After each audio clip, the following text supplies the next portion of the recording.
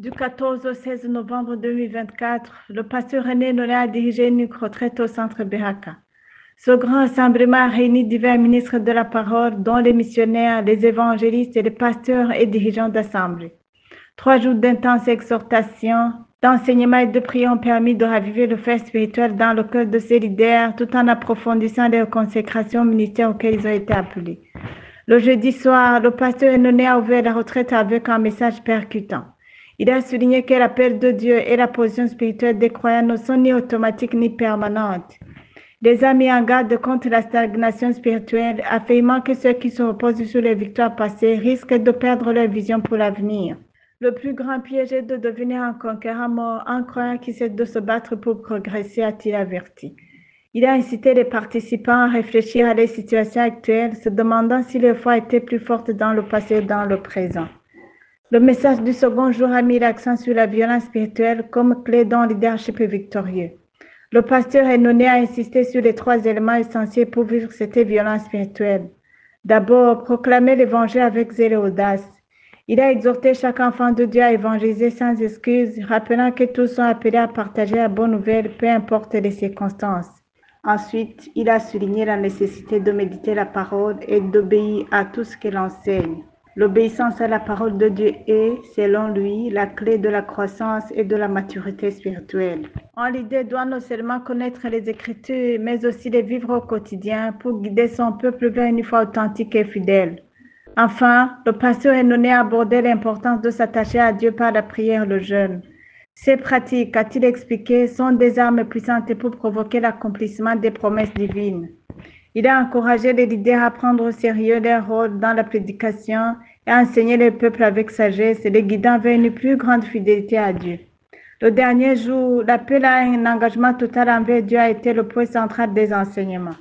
Les pratiques de la méditation et de prière ont été présentées non comme des simples rituels, mais comme des actes de soumission totale à la volonté de Dieu. Le pasteur Noné a clairement affirmé qu'un engagement radical envers Dieu est indispensable pour toute véritable transformation spirituelle. Lors de cette retraite, le pasteur René Noné a aussi évoqué la vie du message d'Obertois. Il a rappelé que chaque dirigeant a la responsabilité de conduire son peuple et à se soumettre à la volonté de Dieu. Négliger cette mission, c'est devenir un obstacle à la présence de Dieu dans sa propre vie, dans celle du peuple. Son message englobe également l'évangélisation. Il est fondé sur les principes du livre, le semeur, la semence et le code des hommes, un ouvrage qui expose 2 aspects essentiels.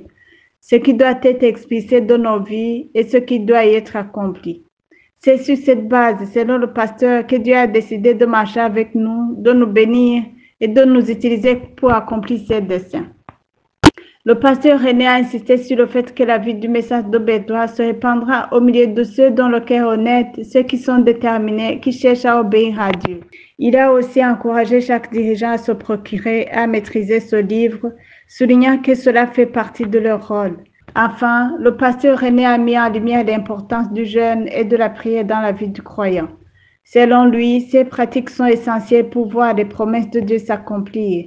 Ceux qui négligent le jeûne et la prière peuvent rêver, mais ils ne verront jamais ces promesses se réaliser. Il a exhorté les frères à crier à Dieu pour la libération de sa puissance afin que ses desseins s'accomplissent au milieu de nous.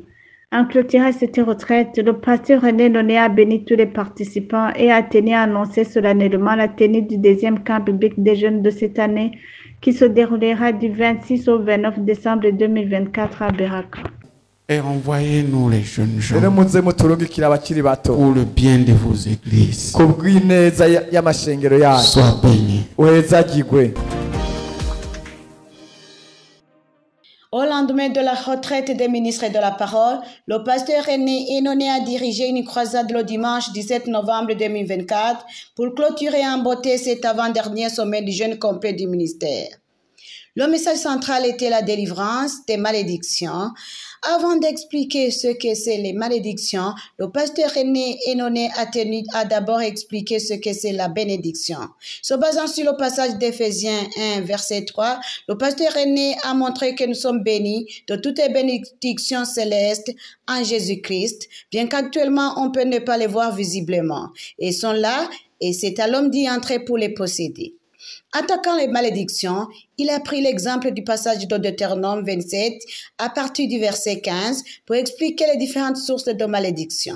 Il a montré que la malédiction vient sur toute personne qui dépasse les lignes rouges que Dieu a fixées dans sa parole. Ce n'est pas premièrement l'homme qui maudit, mais c'est Dieu lui-même qui a proclamé des malédictions sur toutes les personnes qui vivent dans la désobéissance. Après cet enseignement riche en révélations, le pasteur René a conduit l'Église à la repentance, puis à la délivrance des malédictions, en se séparant de toutes sortes de malédictions, dont l'adoration des statues, le quitte de coubandois, l'adoration des morts et bien d'autres. Ce fut un dimanche extraordinaire de délivrance et d'expérimentation de la visitation divine. Le jeûne complet du ministère a pris fin ce vendredi 22 novembre 2024, donnant lieu à un week-end de célébration de victoire au centre Beraka, la base de l'œuvre Burundi, ainsi que dans nos autres différents centres. Nous reviendrons sur ça en détail dans notre prochaine édition. Nous reviendrons également sur le message du Seigneur donné au pasteur Théodore Andossé, leader de la CMCI au niveau mondial, à la fin du jeûne, ainsi qu'aux instructions reçues de Dieu par le pasteur René Enoné pour toute la CMCI Burundi en général et pour ses couvriers en particulier.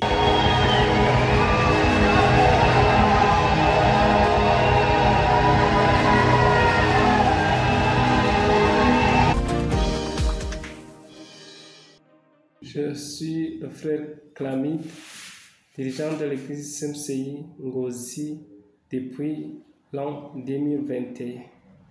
L'église d'Ngozi se trouve au nord du pays, le Burundi.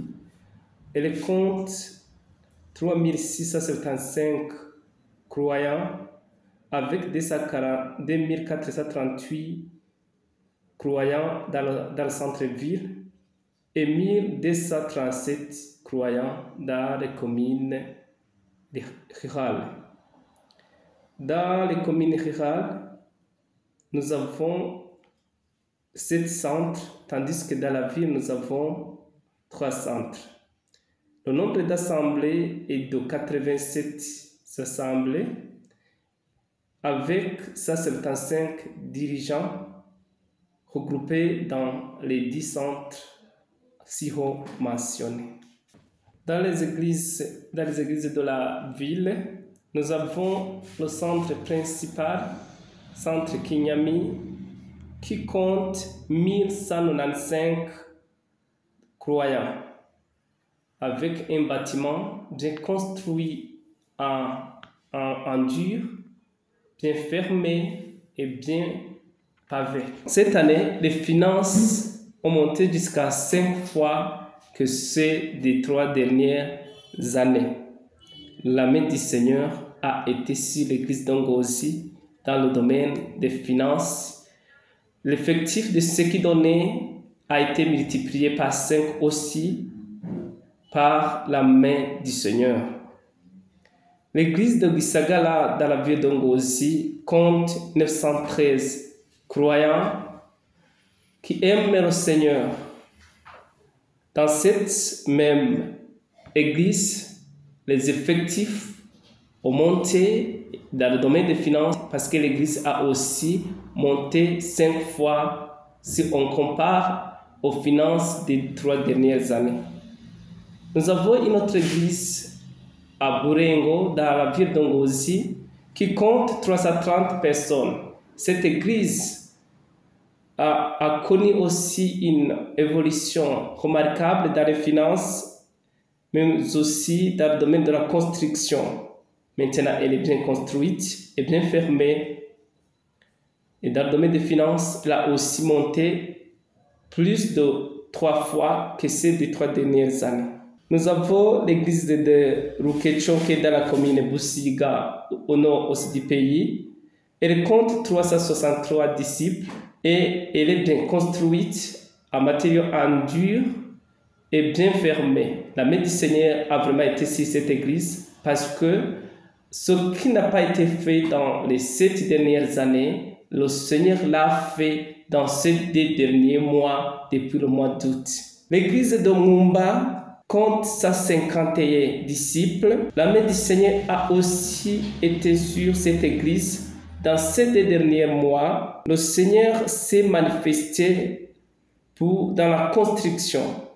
Ils ont bien fermé l'église et ils ont pu paver aussi, mettre le pavement dans l'église par la main du Seigneur.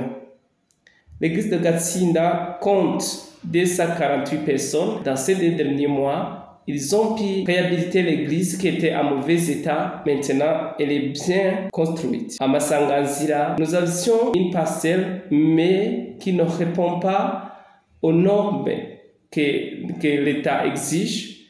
Nous avons dû changer. Nous prions le Seigneur pour nous donner une parcelle, mais là, nous avons déjà eu des belles de briques cuites qui nous aideront à la construction, ce qui a coûté 800 000 francs.